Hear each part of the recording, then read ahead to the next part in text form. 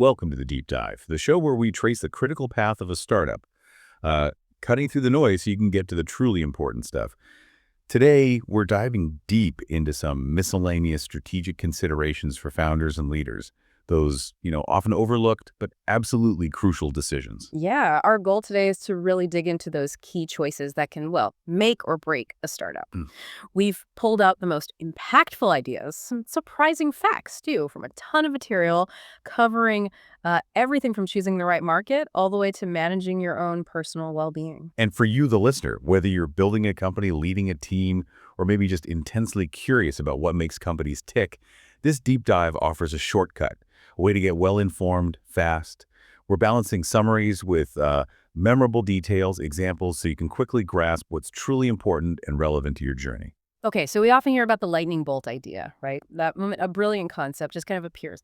But what if the idea isn't really the true starting point? What if something else matters even more when you're first getting going? Well, what's fascinating here is how truly crucial market selection turns out to be.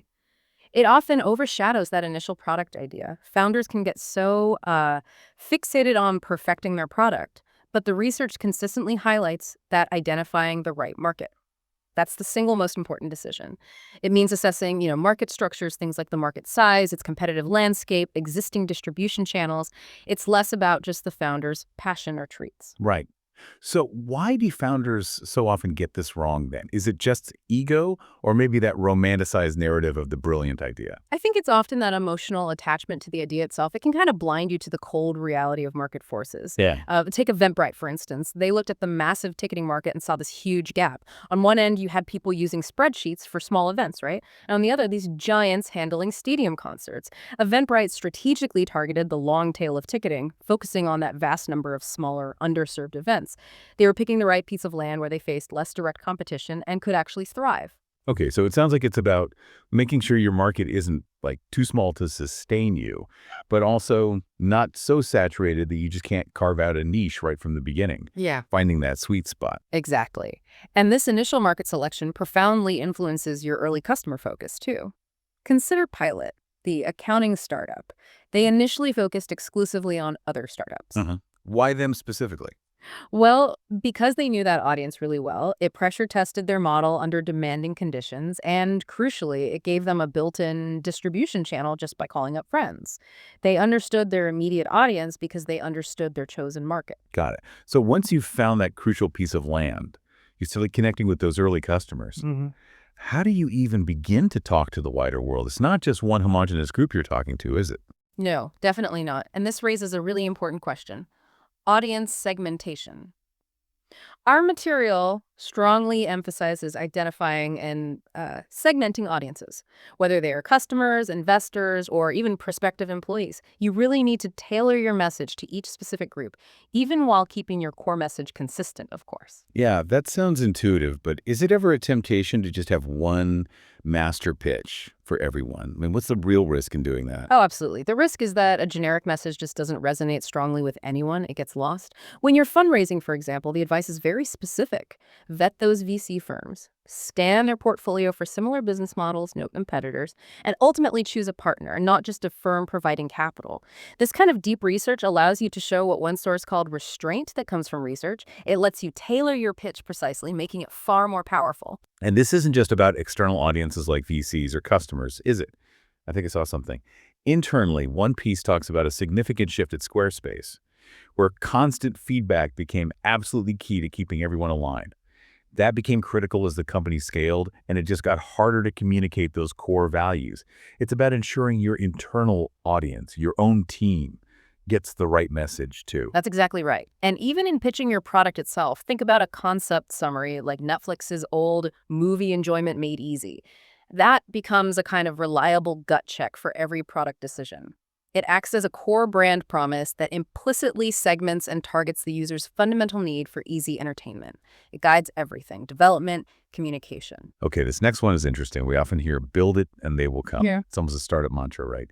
But that feels, well, incomplete, maybe even wrong, given what we're seeing in the Yeah. CSs. What's the real story behind product development and, crucially, getting it into people's hands? Distribution. Indeed, yeah. Build it and they will come. Usually just doesn't work. The material stresses that founders really shouldn't obsess over product to the exclusion of go-to-market, especially right at the very beginning. One piece boldly states that two-thirds of startup work is often distribution, one-third is product. That's a pretty significant reframe of priority. Wow, two-thirds distribution. That is a bold claim. Why do you think that's often an afterthought for founders who are maybe really product obsessed? Is it just left glamorous? I think that's part of it. Precisely. Distribution often feels less creative or, yeah, sexy than product development, but it's absolutely where the rubber meets the road. We saw this with Clay, a company aiming for a product-led growth, or PLG motion. ELG, right, where the product itself drives acquisition. Exactly. The product is designed to acquire, activate, and retain users, often through a strong free tier or trial. But even though Clay focused on self-serve, they still actively pounced on organic customer LinkedIn posts. They helped customers create content to generate demand. This wasn't just product, it was active distribution. It demonstrates that idea that you want to hire in classes and onboard in classes, in sales, building community and momentum together. And there was that advice to be impatient with shipping, but patient with your career. Which sounds like get it out, then get it right. Iteration. Duolingo seems like a perfect example of this. They didn't just make big, dramatic leaps, right? They also focused on those boring, tiny iterations that are maybe going to get you 1 or 2% growth while still standing firm on their core brand principles. So how do these tiny iterations connect to fixing maybe bigger leaks in the system, like in the funnel? Oh, they're absolutely connected. As Tamara Steffens described it, patching leaks in your funnel like fixing day one issues and sign up, or maybe a drop in 6-week engagement. These are crucial go-to-market fixes, not just product features. It's about really understanding how people discover and share, and then mapping your product tactics to match the specific behavior you want to be driving. For example, a key takeaway from Slack's success was keeping the product in beta for months to intimately understand users and collect data. They then baked mechanics into the user experience specifically to get customers to what they called a golden 2000 message mark. 2,000 messages. Yeah, Slack discovered that once users exchanged around 2,000 messages within a team, they were highly likely to become long-term sticky customers. It just shows the power of identifying your key aha moment and really designing your product and onboarding around getting users there. Okay, so even with the best market, the clearest messaging, and maybe even a strong product market fit, the startup journey throws constant curveballs.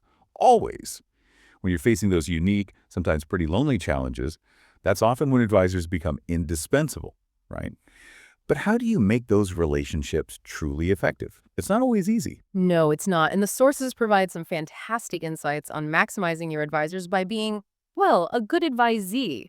It really boils down to being specific with your asks, share your situation, and follow up by tying advice to impact. And importantly, you should engage advisors precisely when you hesitate, when you're unsure. That's often where you truly need the help, rather than just seeking validation for what you already think. So it's less about just getting answers and more about having a sparring partner, someone who will back you into a corner and make you fight your way out. Why is that kind of discomfort so important? Well, that discomfort forces you to really hone your own arguments and strengthen your conviction. It clarifies your thinking. There's a great little anecdote. A founder once really impressed an advisor by asking, point blank, across all the people you work with, am I getting more help out of you than average or less? Wow, that's direct. Yeah. And then, when told average, the founder followed up with, okay, how can I get more? That shows remarkable intentionality, right? And it helps ensure you're getting the specific help you actually need, not just what's passively offered. And tying advice back to impact is so key. One piece of research suggests keeping a running document, maybe just one-liner ideas from advisors, and then setting calendar reminders to follow up later on how that idea actually generated impact. This not only shows the value you got, but it also makes advisors feel their time was well spent. It encourages them to keep investing in you, which raises an important question for you listening. How often do you truly close the loop after seeking advice? Good question. Okay, so beyond all the external strategy and advice, there's the immense, often unseen personal toll of startup life. That emotional roller coaster is incredibly real. Our sources offer a practical and, frankly, kind of delightful tip for managing that inner game. Yes. To prepare for the challenges ahead, you should really consider implementing what one source called a self-esteem file. This is simply where you proactively document positive feedback, achievements, small wins, anything good. It serves as a crucial motivational tool during those inevitable tough times and helps you manage the emotional roller coaster of startup life. Yeah, it sounds simple, but it's so true that when you're in the thick of it, you completely forget your wins, don't you? Is this just about boosting your mood, or is there something deeper going on? Oh, it's definitely deeper. Dr. Emily Anholt, a psychologist who works specifically with founders, she emphasizes building emotional fitness. She suggests tactics like actually blocking off a worry hour on your calendar to manage anticipatory trauma. This self-esteem file is a proactive way to build that emotional resilience because, as one source put it so well, confidence comes from action, not thought. Right. It's about having concrete reminders of your capabilities, built on actual experience, not just wishful thinking. And it's not just for founders either. Managers are encouraged to bring gratification to the grind Oh. by being a co-founder's cheerleader, actively asking for positive feedback from their team, and just telling folks they're making a difference because people really want to know what they're doing actually matters. Yeah. And a key message from the research is that burnout is not just thinking, I'm too tired. It's the inability to think creatively, which is, deadly to startups because it kills perspective. Absolutely deadly. So this practice can genuinely help you avoid that state. The self-esteem file can reinforce that idea captured in a great quote. You can only see as far as your headlights, but you can still make the whole trip that way. Keep those positive headlights on. Wow. What a deep dive into the strategic considerations that can really shape a company's journey. We've covered so much, from picking the right market all the way to managing your own mindset. Yeah, we've seen how these miscellaneous strategic considerations aren't just, abstract ideas. They're actionable frameworks. They require constant attention, iteration, and a deep understanding of your market, your people, and importantly, yourself. From the importance of being impatient with shipping, but patient with your career, to keeping that self-esteem file handy for those tough days. Yeah. These nuggets are really designed to provide both clarity and hopefully a practical roadmap for you.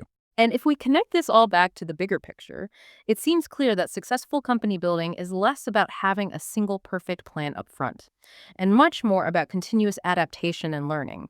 Always asking, what does this all mean for your specific situation right now? We really hope this deep dive has given you some powerful new lenses, some new ways to view your own challenges and opportunities. So here's something to think about.